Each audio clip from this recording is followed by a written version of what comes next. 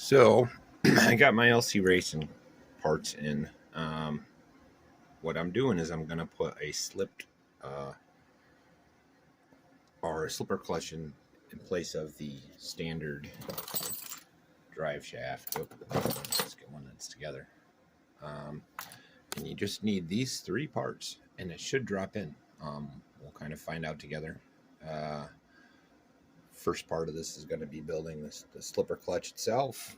Second part is the rear end for the dog bones, and then you got the dog bones. So there's a couple others that'll help upgrade it, but hopefully this goes pretty easy, and it's a game changer. Hopefully it gets rid of the cogging. You know, this is the way this chassis design is supposed to be run on brushless with a slipper clutch, or at least that's what LC Racing does. And I'm not sure why they cheaped out, because it's not that much less expensive for that standard drive shaft than this, because this was $25 roughly for the three parts. Well, let's get into it. So going through the parts, looks like I need one more piece. We'll talk about price on this. So this is these three pieces here, which are the slipper clutch, the collar for the front diff, and the dog bone will go in the middle. This was $16.99. This was like $5, and this was like $5. So you're right at the $26 range. Now the car itself cost me $97 with 3 batteries. And when I got the Dumbo to try and get rid of the delay, I did get a new King Val servo, but I didn't, like, I upgraded one of the other WLs and then swapped this over here. Other than that, it's pretty stock. The extra pieces I need to get are going to end up costing, it's these here, and I'm probably going to need a diff as well, which makes sense. So, like,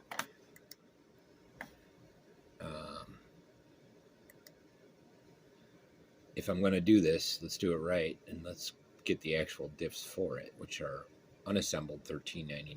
It's not bad. So this just doubled in price because of the difference. The teeth are a little different, and the diffs themselves are different, but they'll fit in here. So looking at the dollars, you got 97, let's just say 100, plus 35 for the Dumbo with the receiver, and I got the gyro one, so you're at 135. And then this was about 25, and then the last piece I'm going to have to reorder is 27 for the 2 sets of diffs and 11 for the ends. Now the problem with it is these are just bigger. The drive shaft on this is not compatible with these. They're quite a bit smaller. I didn't realize that at the time, so this project's probably going to get put on hold. I'll probably assemble these and do a 2-parter, assemble minus the gears, and get it all in place. So, because I think it's going to be a little bit longer video because it's learning curve. So our total is, let's get a calculator out. So calculator. So we got 97 for the car, plus 25 for the new parts, plus 35 for the Dumbo, and then the last batch we'll just do the whole shot, even though I didn't have to. This is the most expensive. It's another 50. We'll say 28 plus the 12. We're going on the high side. So this total cost of the whole build RTR is $197. That's pretty much shipped. And if you look at the current buggy prices, so now they're getting harder to find. Keep that in mind. So your current EMB-1, you're starting even an unassembled kit price right here. You're starting at $196, and that's without any controllers. So you're already, just for the buggy, over the price I spent on this whole thing with everything. So you're looking at your ready to run is a 268. Now that's, you know, most eBay and Amazon and anywhere else you see these, they're in the $300 range already. So I wouldn't be surprised if these prices go up pretty quick. You know, like 241 is a good price, but you're still saving 50-60 bucks, and you know, you start with a car that does run. I know it's getting close to the same price, so why don't you buy the EMB-1? But you're still saving 50-60 bucks. You know, so you got to make that call on your own. And really, if I didn't want to buy the diffs, I could take these with the $26 in parts and cut these with some tooling to fit as collars, which would cost me nothing, and then use the existing diffs. And I might do that, but I'd rather the first time out do it properly and get the parts that are for it. But anyways, that's an update. Starting to dig into it. I'll be back when I start building these. Again, I'm going to build them all as far as I can until other than the new diffs. And we'll go from there. So I'm working through this, deciding what parts to buy. The first front diff part that came in was this. And it's just got a set pin in there, but like I mentioned, this doesn't fit properly in there. So I was thinking about a collar, but then I'd have to shave these down. Then I was looking at it and looking at what I had for other T-bone cups, and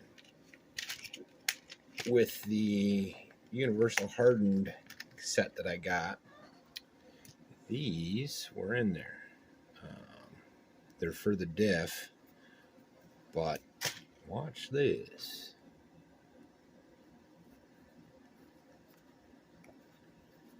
So I just cut that extra money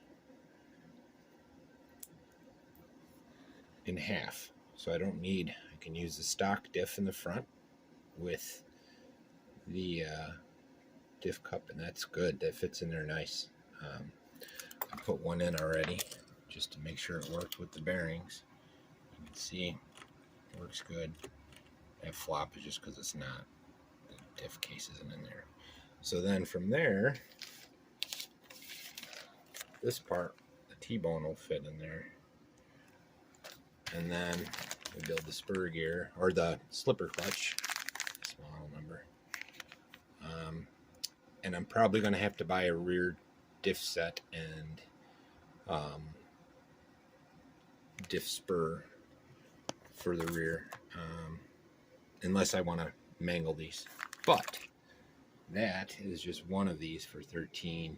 So I just cut that price down for $13 and $5, I think, is the two. So this is what I would need instead. So you're looking at another $20. So that cut another $40. So let's I'm going to double check my numbers on what I paid for everything and put it on the screen.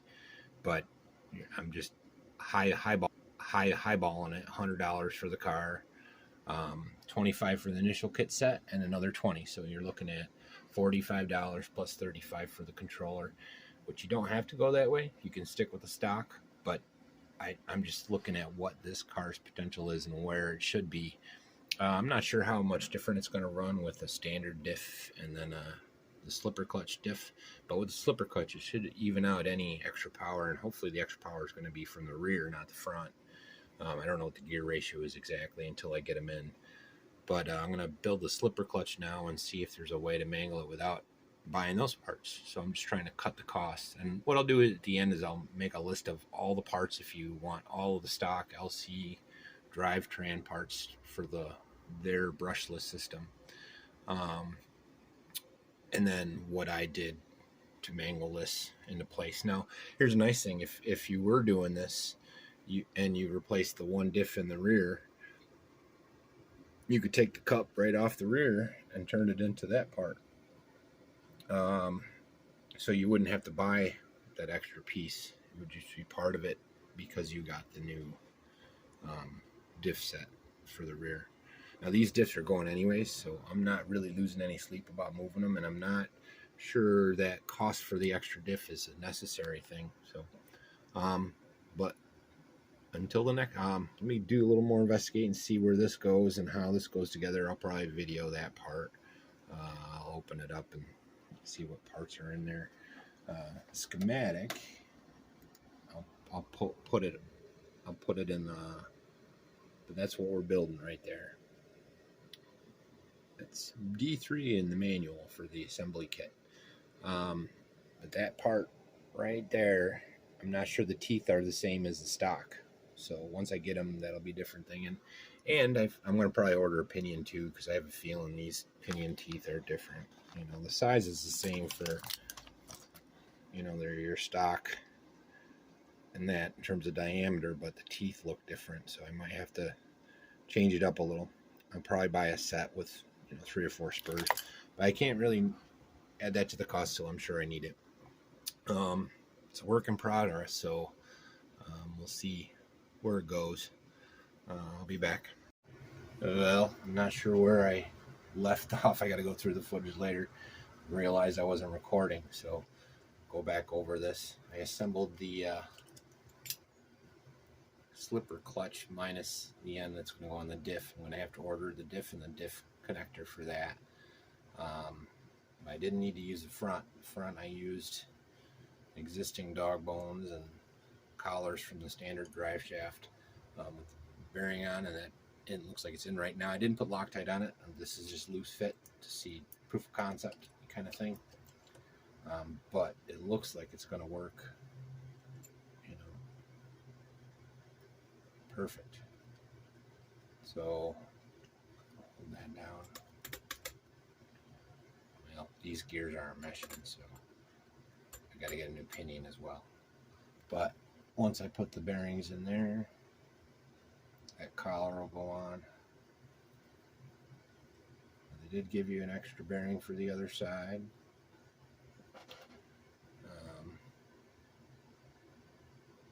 But yeah. So existing parts to make that, which you'd pull from that, get a new diff, get a new end, which I showed earlier, and then this rest, and it looks like it's gonna work. Motor wasn't there, it'd spin freely, but I'm digging it. Got the bearings from the existing drive shaft, so it'll probably be 2 or 3 days before I get the last pieces I need. But that's where we're at right now, so we'll call this part 1. And I'll put a list of all the prices and, you know, the different combinations that look like they might work. But I think this looks really good. I'll put some Loctite on all this. Make sure everything seats right.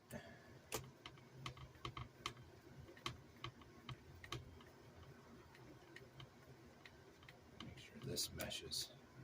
Just quick, I'm not going to put them all in just to test the spin on it. Yep. And it's going to be nice.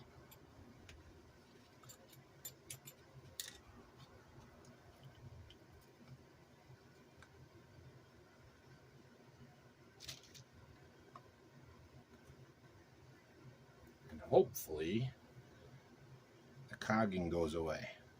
Now I know that the guys have changed opinions out to get the standard to work, but they always seem to have problems. It never is quite right. Either that or so overpowered, it's ridiculous. So this might be a solution. We'll see. Till next time, like and subscribe.